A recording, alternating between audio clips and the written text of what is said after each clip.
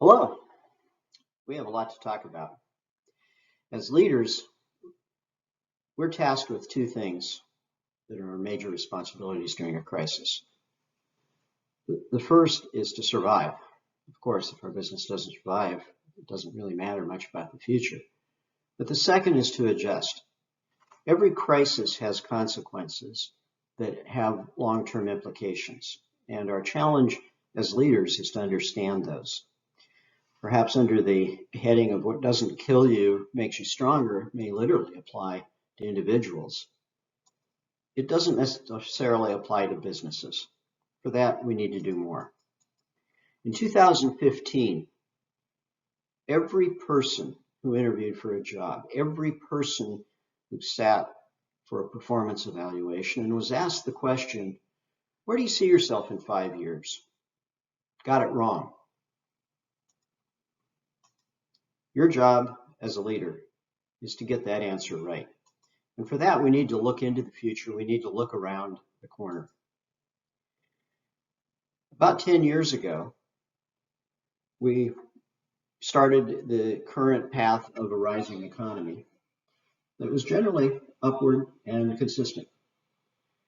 And for many of you, that meant long-term planning was more or less a year because the base of assumptions that you're using could be more or less the same this year as they were last year.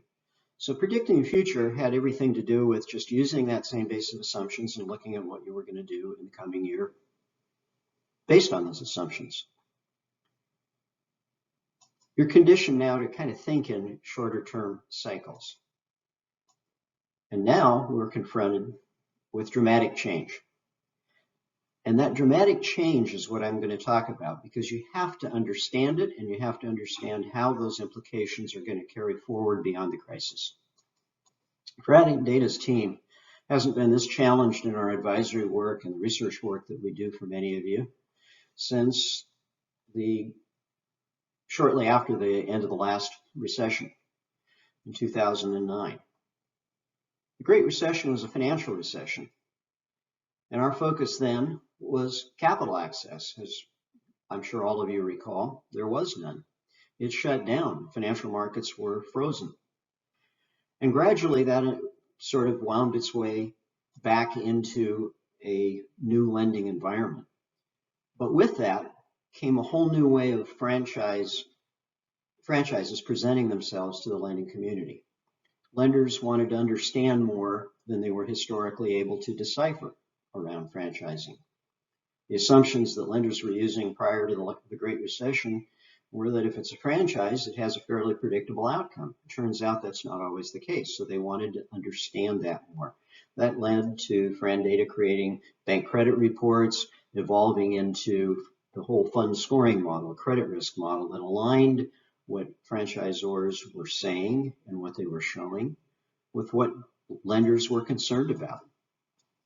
Every crisis has consequences. Some are more dramatic than others. When we're in the middle of it, as we are now, it's hard to understand how the world is changing after the fact. We want it to kind of go back to a normal. We had that expression, a new normal, coming out of the Great Recession, but by and large, the new normal had everything to do with financial institutions because that's what the crisis is about. This crisis is about people. It's about consumers. And it's going to change their behaviors. It has to. And the implications of those changed behaviors are what we're going to look at and spend some time understanding. There are changes afoot, and we need to know what they are and which ones are going to last beyond the crisis and what we do about it. First, let's put it in a little bit of context. This crisis, which you can see in the box that's drawn here, is in the scale of, in the terms of the morbid topic of death, is not a huge crisis, and it's not expected to be. But that doesn't change the fact that it had a very big impact on how consumers are acting and functioning now, and will have more so in the future. The last big pandemic that we had here was the Spanish flu. Clearly much bigger. But there's certain characteristics of that I want to highlight here because I think it's important for us to understand. In the time that the Spanish flu took place, which is almost exactly 100 years ago, we were just coming out of World War I. There was a shortage of young men. The war took care of a lot of that. And then the pandemic struck, and the pandemic hit disproportionately to young men as well, largely because they were in concentrations of people. They were in armies, and they were coming back from the war. But at the same time, the women's suffrage movement was well underway. The labor issue created a need for entry of women in the workforce, just by sheer need of what the economy was dictating. And that helped push women's suffrage into their right to vote. In other words, there were consequences of that pandemic that changed the world. But they changed it in the context of the times. There were things going on then that happened that were accelerated. You'll hear me use the word accelerated a lot in coming slides. And it's important to understand that many of these trends, women's suffrage didn't start because of the pandemic. It didn't start as part of World War I. But the alignment of different factors led to the outcome that we saw then, and it's going to be similar now. I'm only going to talk about one other thing in terms of the current crisis, and then we'll get on to how the world is likely to change as a result of it. And that is, well, how much longer do we have? Because obviously the world is going to change more the longer the pandemic has an influence on human behavior. And it's going to change less if it's a short cycle. Well, for everything that we understand today, and this is not news to you, but from what we understand today, we're probably somewhere in the next 12 to 18 months looking at the path to a post-COVID world. We're going to have to achieve herd immunity, whether it's through vaccines or a combination of vaccines and infection rates. And we still don't know how long immunity will last, even when people, whether they've been infected or whether they're immunized, how long that will last. But as that unfolds, certainly in the next 12 to maybe 24 months, on top of the 6 months that we're already in, we're starting to see the outcome. The point in that is plenty of time for behaviors to change. What are we seeing in the market? Well, we're seeing completely contradictory things at the moment. Business may be closed, but it's going to reopen. High percentage, good optimism. We're going to get through this. And yet there's other messages out there that say quite the opposite. And we're in the middle of it. That's uncertainty. The one thing business absolutely hates about planning for the future is uncertainty. It was a lot easier planning for the future in 2010, 11, 12, 13, 14, 15, 16, 17, 18. And we thought in coming out of 2019, it was pretty easy to plan for 2020. Turns out we were wrong. Didn't see this coming. But now we're living in it. And the challenge is, how do we look beyond it? What do we know about what's happened in trends? What do we know what's happened in behaviors that are likely to cause change, that are going to influence how we approach the future as business people? I'm going to break these into three themes. First is a set of trends that the FRANdata team has been looking at. These trends were in motion long before the crisis came, but there's an acceleration of that trend as a consequence of the crisis. We'll look at a couple examples of that. The second thing we'll look at, there are trends that are caused simply as a result of the crisis. And we'll look at some of those as it relates particularly to implications to franchising. And finally, we'll try and put together what we believe will be some guidance on the characteristics of what winning franchise brands need to do in understanding how these trends are likely to influence the competitive landscape for their businesses in the future. With that, let's get started. Well, some of these are not going to come as a shock to you, but perhaps some of the implications will. Working from home. Working from home isn't new. We've been talking about it for years. It's been showing up in surveys for hiring managers. Search firm Gartner found that 74% of organizations plan to shift some employees from working at home part-time to working at home permanently. 3/4 of the businesses are thinking of that in some way for those that can. Now, approximately 60% of American jobs can't be done from home. So we're only talking about the 40%, but think of the implication of a 40% change, even on a day a week or 2 days a week, to how it affects consumer behavior, how it affects business behavior. We are seeing an increase in the number of jobs that can be done entirely from home. They're being designed that way. The change in the work at home mindset has been huge, all in the last 6 months. Yes, some of us have done that on occasion, and yes, many businesses were tolerating some of that to the extent that they could over time.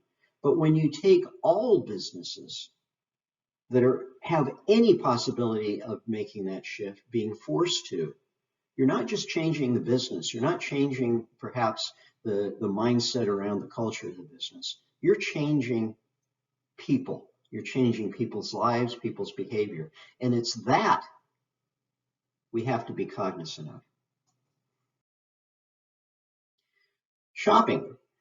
Yes, of course, online shopping is big, it's growing. But it's not just growing because it was on a trend line for growth. It just got explosively forced into people's mindsets. The pattern of thinking, the pattern of behavior changes. And there's a big implication to that.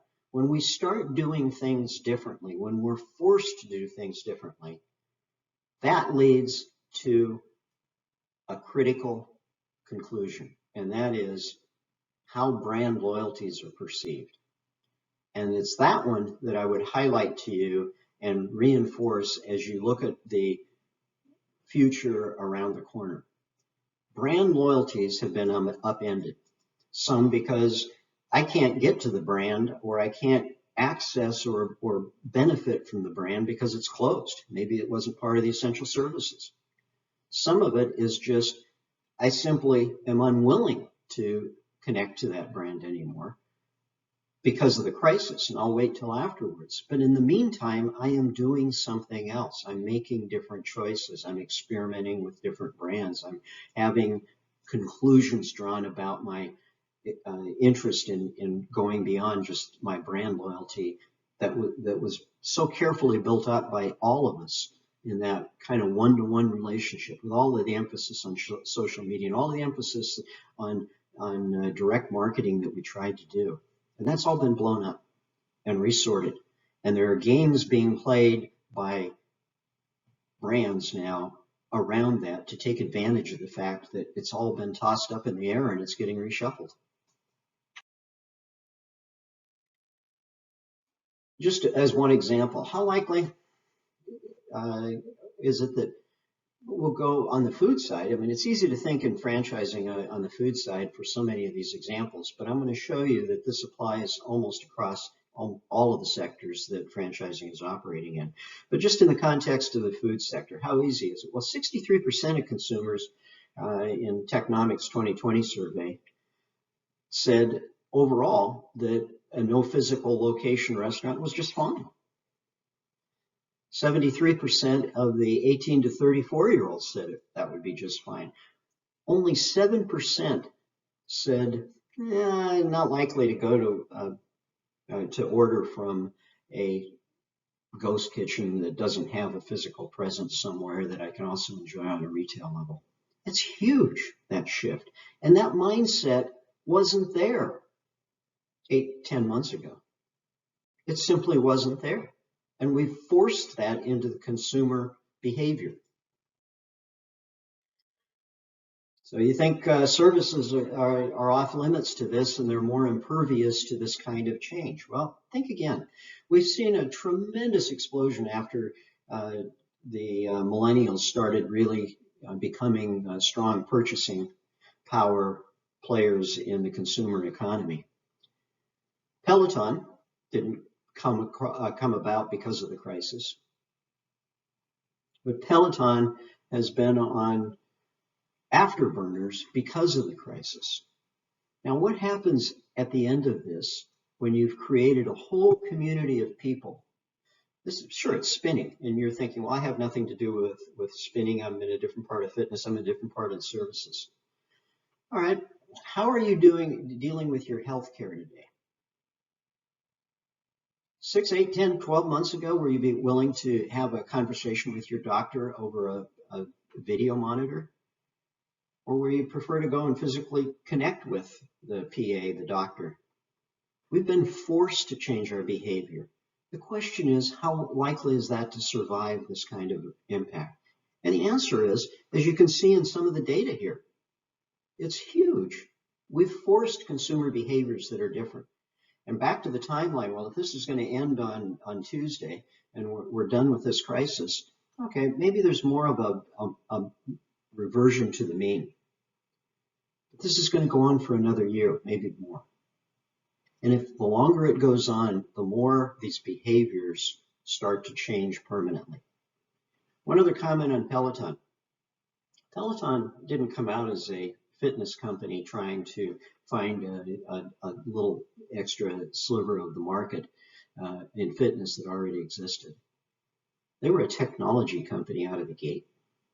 The fact that they have a machine that they put in homes is just how they deliver part of their service. But they were a technology company, and that I'm going to touch on in a few minutes. The Homebody Environment, the whole work from home, function from home, engage as a consumer from home. We've seen the data. We know what's going on here. We know how the shelter-in-place mindset has changed behaviors.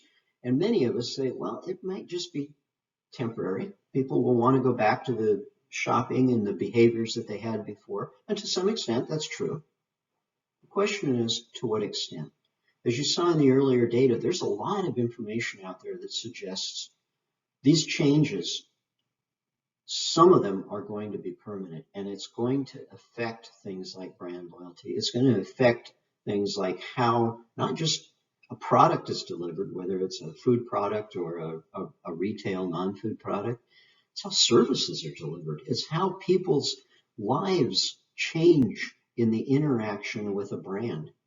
These things are in play right now. And the question to all of us in trying to plan for the future is, how are they likely to unfold? It doesn't take a lot of change for this to have a dramatic impact in the way business engages with consumers 2, 3, 4 years from now. We've got to look around that corner. Inequality. It's a big, serious, generationally challenging issue for all of us.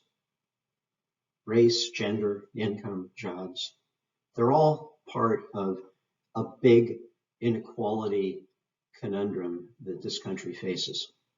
And franchising isn't impervious to it. Franchising is not a perfect solution to it.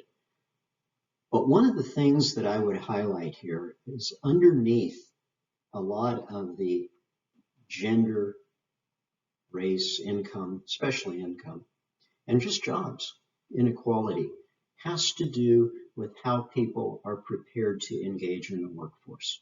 Our education system, for better and oftentimes for worse, hasn't done a good job of training people for the very skills that they need to function in what is increasingly a service-driven economy, a technology-driven economy, an economy that requires the kind of skills that franchising, candidly, does almost without even acknowledging or reflecting.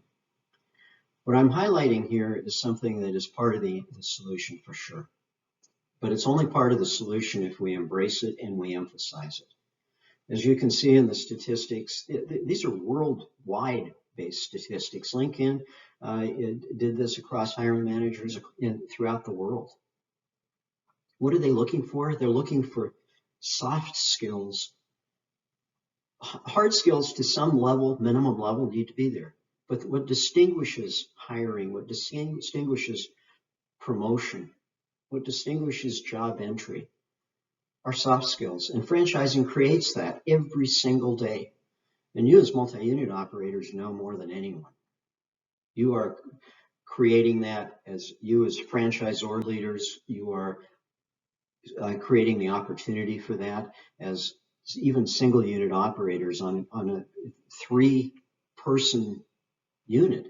You're creating skills embedded as part of just the way you conduct business. And we need to emphasize that, because part of the challenges that we have, and I'll address in a moment, on the political landscape have to do with solving a problem and being credited for it. And in franchising, we are often perceived as part of the problem. And yet we're doing the very things that are actually needed. Credit tightening. We are heading in a typical, predictable credit cycle that is in the tightening phase. This has last happened in 2007, 2008. We've had a run of over 10 years where it's been gradually loosening credit standards. And it always goes the other way. These cycles usually run anywhere from 7 to 10 years, and now we're in the tightening phase. As you can see, just in terms of the uptick, that looks like a fairly minor uptick. It's not. We know this is trailing information. We know from talking to the lending community every single day how they're thinking and what they're concerned about. We have a good read on that. Our capital access program is built on that interaction with the lending community. We know what they're thinking, we know what they're asking, and we know what they're concerned about. And we know that credit is tightening. You haven't felt it yet. It's been delayed simply because of PPP, simply because of the CARES Act, the federal flood of money. You throw a few $1 trillion at it, it will delay things, and it has. But we are in a credit tightening phase. Don't be misled. And as I'll point out in a couple of minutes, I'm pretty confident the vast majority of you are thinking absolutely incorrectly in terms of the implications of that as you look at the lending community and how you address it. Retail. We know that retail is changing dramatically. We know that it has been disproportionately hit by this crisis. But one of the clear signs of putting your money where you see the opportunity is being done in the commercial real estate sector today. The emphasis on capital flows in commercial real estate is so dramatically shifting away from retail and towards distribution, towards warehousing, towards the ability to adjust to the consumer of the future. And we need to be cognizant of that, because in many of your businesses, that connection with the consumer is a one-to-one connection. And some of that connection is going to evolve. It's actually being forced to change right now. We've seen closings. There's a lot of predictions about how many of the retail stores are going to reopen. But what I would pose to you is the following. If you're looking at a location, if you're looking at a positioning, that next physical retail location, it's not just are you picking the right spot, but what kind of a community of stores is being built around you coming out of this recession. It has a very different look in all likelihood than what you saw going into it. Those stores that are closed up and down the street, some of them may never reopen at all. Some of those storefronts may change to office buildings or to rental units. There is change there, and the point in all of this is this retail footprint. If you follow the money in commercial real estate seems to be moving far more dramatically to the non-retail physical location side of it, and that's a telling indicator. I can go on. Brand marketing. So much of the marketing that we have done in the past has been aimed at just connecting with the customer at the front end, and the operations side with having the flow at the back end be connected to the processing system. But now operations may be going to a different level, and I'll show an example of that in a moment. And compliance, how we have been able to piggyback, in many cases, field support with compliance requirements. All of these functional areas are changing. Yes, a lot of it's driven by technology, but it's being forced. The question is, how are we going to adapt to that, and how much of this is going to be the way the future is? We need to rethink many of the functions that franchising is doing, not in terms of their importance, in terms of what the outcome needs to be, but in terms of the process of how we get there. All of these things are in play today. Service businesses, trends that were accelerated pre-crisis or that were in place pre-crisis and now are accelerating. If you look at brands, just one example of the salon suites brands, they were around prior to the Great Recession, but they catapulted into growth after the Great Recession. Why? Because there was a movement of people that was coming out of the recession that led to a shift in the way of employee behavior was undertaken in those sectors, in the hair care industry. And now we're seeing the same thing in other sectors. Wherever a sector exists where the connection between the customer and the brand is largely built on the personal in between, the professional bond with that service provider, because of this crisis, it's been forced to be functioning a different way. And with that comes the likelihood that some of it in the future will continue to be functioning in a different way. Finally, the business model itself. It's got lots of things going on right now. None of these came about because of the crisis, but every single one of these are getting greater attention because of the crisis, for different reasons in different ways, but they all are getting more emphasis and are being more challenged in different ways, simply because the crisis is forcing that. And that's an acceleration of what would normally be a typical flow of these regulatory and legal bodies working through these typical issues. All of this has been accentuated, emphasized, and accelerated as a result of this crisis. One other one that I would mention from conversations with our research team that they say are clearly becoming evidence now is that equity investors, PE firms, other types of equity investors are not just providing financial capital. They have started to build platforms. They have started to combine operating capabilities with other types of businesses, whether they're franchising or not. In some cases, aggregating brands and building it around a delivery platform that takes a lot of the functional side of franchising and aggregates it. These are things that are being done because of investor capital being there. In large part because of the Fed being so generous in pumping money into the economy to the tune of trillions of dollars and keeping interest rates so low that the cost of capital is almost a rounding error.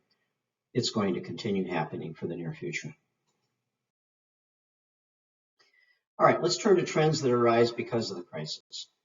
Things that were driven simply because the crisis is in place. We were heading towards, and we're in the lowest unemployment period in recent, maybe all history of the country as a whole, down to a 3.9, 3.8% unemployment rate. A little bit misleading because a fair number of people had dropped out of the job market, but still it was very low. Then we see a spike, tremendous jump up, over 20 million. And now we're still seeing that sticky, but it's coming down. And what dropped it were by and large not the unskilled labor, but the skilled labor starting to come back. In a similar fashion, we're seeing a shift from discretionary to durable good purchasing. People are staying at home, they're buying durable goods because they're looking at it every day and using it every day in a different way.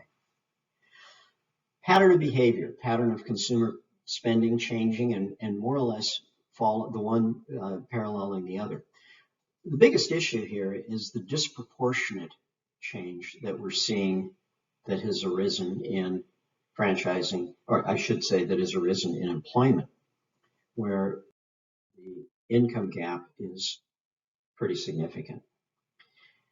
But another change that has come about because of the crisis, and this is perhaps one of the most dramatic examples that I can give you of how consumer behavior is likely to succeed post-crisis in a new way. We go to a restaurant. One of the bigger pain points, as described here in this quote, is simply getting the check at the end of the dinner, at the end of the meal. Well, we've been forced to change our thinking on that. But more importantly, consumers have been forced to change their thinking. And what they're finding is it actually improves the experience. They don't have to wait for the check. It's taken care of. It's done. And then you can extrapolate this into how the technology existed before, that you can read a license plate of a car that's coming through the drive-through and you can say, we know who this car is and we know what they ordered before. But it really didn't influence and take hold. That technology, by the way, has been around for years. We advised an Asian company, it must have been 6 or 7 years ago, with this technology and looking at the US market then, and should they enter it? And the conclusion was at the time, it's not going to receive the return on investment that makes sense for QSRs with drive-thrus. And so no.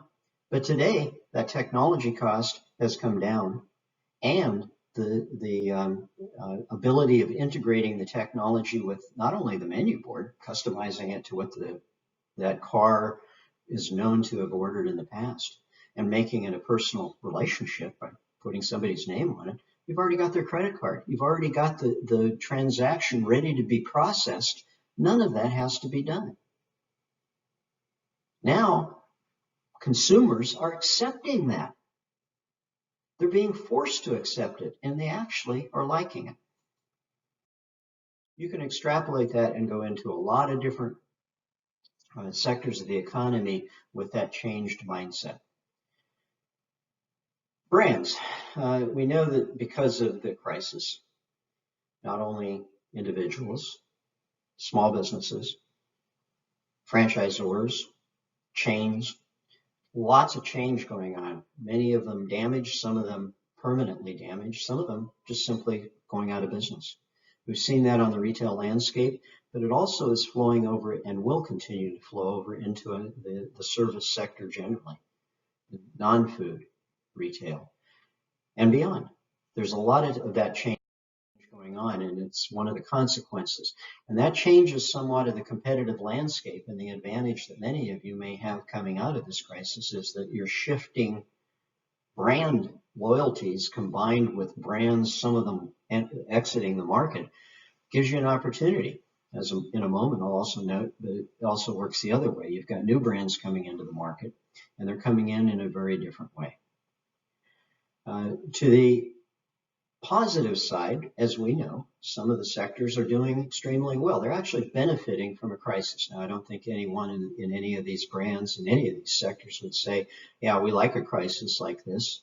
Nobody asked for it, but some of the businesses and some of the sectors are certainly benefiting from it. And what we're going to see as a result of it in many of these sectors, when you think about the enormous capital flows that are sitting out there, courtesy of the Federal Reserve, you've got tremendous amount of capital, and it's now going to be concentrated in a smaller set of brands and sectors that are perceived to be doing well coming out of this crisis, at least initially. And so you're going to see a lot more capital flow into these. You're going to see a lot of M&A. You're going to see a lot of brands starting up and a lot of brands being acquired and consolidated. That's just the way the capital markets work in times like this. Franchise trends. because of the crisis, perhaps the single biggest message that I have for you from on a franchisor side, from a leadership perspective, is to be aware of the possibility in many of these systems that we end up with kind of a two-tier structure: the legacy operators and the new operators. And I say that not in the traditional sense of, well, we have Model A and Model B, and Model A is sort of going away and Model B is coming in, and you have the option to kind of migrate over. But actually a two-tier system in how it's even presented to the customer. If you're a fitness brand and you have been anchored in a retail setting, and you've been forced because of the crisis to close that retail setting, but you still stayed connected to the customer and being able to deliver at least the training, the community classes in the home. If that's part of the way a customer wants to react to a future relationship with your brand, you're putting a whole lot more emphasis in the in-home side of it and marketing that side of it than you are in the retail space side of it. And if that's the case, you're not just perhaps downsizing the need for retail space. You may be changing the way you're presenting your brand to the customer.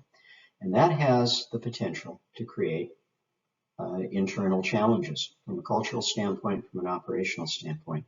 And it's something that from an advisory perspective we have looked at for clients, and it's something that when franchisors start talking to us about concerns like this, these are things that we want to make sure that you're aware of.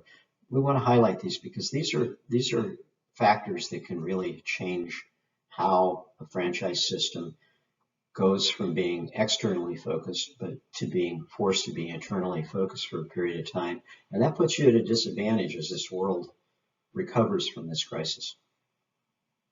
One of the challenges that I think we're also going to see is that we're going to see a lot of new brand entrants. And I'll go back to using the Peloton example. They are a brand that is a software company. They didn't enter the fitness market with a retail strategy. They entered the fitness market with I'm going to be sitting in your living room strategy. And we're going to see a lot more of those strategies unfold in the post-COVID era, simply because we have trained the consumer for the last 6 months and probably for the next year and a half to get used to that. And we're going to see brand entrants coming in and attacking that in a very different way with a very different mindset. Lenders. There's going to be a much greater emphasis on brand credit scores, on fund scores, and on franchisor actions that took place during the crisis. I'm willing to bet you, though, that almost everyone on this, on the other side of this camera, is thinking of how they should react to this in the wrong way. If your mindset is, I need to help a lender understand how I'm doing business and how I've gone through this and what I've accomplished and how I've changed things and how good a credit risk we are today. When we're in an environment like this, you're thinking of it exactly the wrong way. You don't need to help them understand. You need to understand them. Credit departments now own the lending decisions. You said, well, they always have. Well, not in that rising tide period of the last 10 years. It was much more about building portfolio. But now they have portfolio risk concerns. You don't see that. You only see that you have a new franchisee with a new financing need and that they've done business with you in the past. But you don't see what their portfolio looks like. You don't know what their credit concerns are. You don't know what their structural concerns are. But if you think like a banker, if you think like a lender, as unappealing as that may seem to many of you, and I can relate to that, I think you will begin to understand how you need to engage in a conversation with a lender. Portfolio concentrations, industry concentrations, brand concentrations are issues that are in addition to simply, is this a good borrower and is this a good brand? Yes, you need to do the things that historically that you've done, and if your fund score is good, That's something you certainly want to emphasize. But there's more that you need to be thinking of, and you don't need to be thinking of it as much in your terms, but thinking of it much more in how a lender is thinking of it. That's the nature of a crisis. Certainly was emphasized in the Great Recession, but that was a financial crisis. It still applies here, but in a different way. It's the concern that a lender has that if I put a loan on the books today, my biggest period of risk is not today, it's not next week, it's for the next 2 to 3 years. Because that's when that unit that's going to create the revenue to pay back my loan is going to be at greater risk of being able to produce that revenue. Those are the mindsets of lenders, and that's how you need to approach them. I was asked by one of my colleagues in FRANdata that as we put this presentation together, she said, can you please at least talk about some things that won't change? And in deference to her request, I will give you a couple of things that I think are relevant to the future. The first is interest rates. I think for the next 1 to 2 years, we are in an historically low credit risk environment, and we will continue to be. I don't see any likelihood that's dramatic that we're going to see a big jump in credit. One day, in the not too distant future, the credit markets are going to wake up and say, you know those trillions and trillions of dollars that country just piled on top of the trillions and trillions of dollars that we've already invested in? Yeah, maybe we need to start raising rates. And then we're going to have inflationary concerns. But until then, we don't. One of the consequences of that, though, is that your pricing flexibility, which typically moves somewhat with interest rates, is going to stay pretty flat as well. And so the ability to be able to raise prices is going to be very constrained and subdued for the next year or two. I would also note that there's tremendous optimism that this country is built on. And in the business community, and consumers as well, every time there's at least a nibbling of a good piece of news, optimism jumps. People are ready for good news. And if they see good news, regardless of the election outcome, regardless of the next many crises that we face, good news is going to lead to much stronger optimism. And that's the foundation of which this capitalist society is built. We've got to believe in the future, and we've got to see tomorrow as being better today, and we've got to make it better, and we've got to be part of that process. And finally, I would note, and I do this tongue in cheek, one thing that won't change is the fact that the business model is always changing. And I say that in a more positive, I guess, not just a lighthearted way, but in a positive way, because this model was designed to be flexible. It was designed to apply to 220 sectors of the U.S. economy. It was designed to adapt to the conditions of the time. We need to make those changes in the model, and we need to adapt. But it actually is built that way. So yeah, it's going to change, and it's going to change more dramatically perhaps in the next couple of years. But it's designed to do that, and to me, that's a positive. All right, winners and losers. Characteristics of winners. What do they look like? Well, let's look at 4 quadrants here. Upper left, strong brands, but in currently a weak sector. Top right, where everyone would like to be, strong brand, strong sector, things are rocking. I showed you a slide on residential services, certain sectors that are doing pretty well, and some of the brands that are in them, they have good fund scores, they have good historical performance, the unit economics were solid, they have growing demand for their services, their products, they're in good shape. That's where everyone wants to be. The 2 bottom quadrants, weak brand, weak sector, and weak brand, strong sector.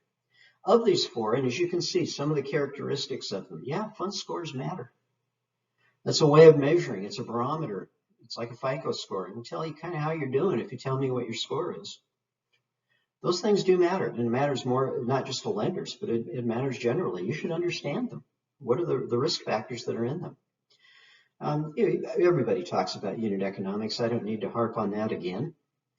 But clearly, if you had weak unit economics going into this crisis with your franchisees, that's a problem.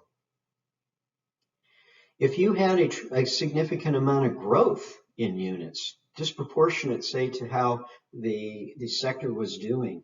And you had a big bulge of growth over the last 2 or 3 years, just as I mentioned a minute ago about lenders and how they are at greatest risk for the next 2 to 3 years. That bulge of the last few years in your unit growth, that's not of concern just to lenders. It's going to be of concern to you, because more likely than not, those newer units are having greater trouble. And that's going to focus you more internally rather than externally to deal with all of these other dynamics that I've expressed today that you're going to have to deal with. If I were to pick the worst sector that I would want to avoid, it's not actually the lower left one. The lower left one, if you're a good leader and you're in a weak brand and you're in a weak sector, everybody will want to follow what you say. You have so little resistance that wherever you are trying to lead them out of the desert, people will follow you. But if I'm in the lower right and I'm a weak brand, I've got franchisees that are looking at other competitors and saying, well, they're doing well, what's wrong with us? You are going to have to focus longer on internal issues and spend more time while the world around you is adapting to this new environment. And that's a big challenge. And the way we've approached in FRANdata, our advisory work with brands based on these different sectors, really changes. We see a lot of the challenges that this produces, some of which I've highlighted today. I want to thank all of you. I've taken more time than I had expected in this presentation, but I do think that about once every 10 or 15 years, we hit a very significant change in the point in history that we're in, and we're in it right now. I hope this has been helpful. I look forward to hearing from you, and I look forward to working with many of you in the future. Thank you.